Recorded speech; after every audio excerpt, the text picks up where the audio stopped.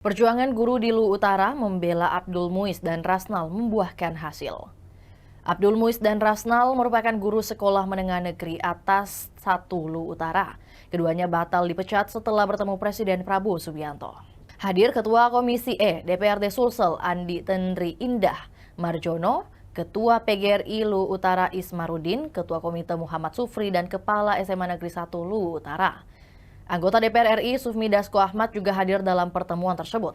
Pertemuan mereka di Bandara Halim sepulang Prabowo Subianto dari Australia pada Kamis 13 November 2025. Pemulihan status dilakukan setelah Presiden Prabowo Subianto menandatangani surat rehabilitasi memulihkan harkat dan martabat keduanya. Abdul Muiz mengatakan awalnya ia bersama PGRI Lu Utara akan mengadukan nasibnya ke DPRD Sulsel. Namun sebelum sampai di Makassar, Abdul Muiz menerima telepon dari seseorang yang mengaku sebagai staf Wakil Ketua DPR RI Sufmi Dasko Ahmad. Ia juga menjanjikan akan menanggung tiket pesawat dan akomodasi mereka.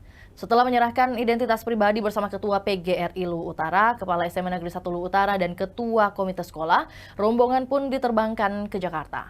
Mereka lalu dibawa ke hotel dan menuju Bandara Halim bertemu Presiden Prabowo yang baru kembali dari Australia. Presiden Prabowo menandatangani surat rehabilitasi sekaligus membatalkan keputusan PTDH mereka. Setelah menandatangani surat itu, kata Abdul Muiz, Prabowo juga menyemangati mereka. Ia pun mengucapkan terima kasih dan tidak percaya bisa bertemu langsung dengan orang nomor 1 di Indonesia tersebut. Itulah tadi berita Hot News kita pada hari ini. Saksikan berita Hot News lainnya hanya di kanal YouTube dan Facebook Tribun Timur. Download Tribun X sekarang, menghadirkan lokal menjadi Indonesia.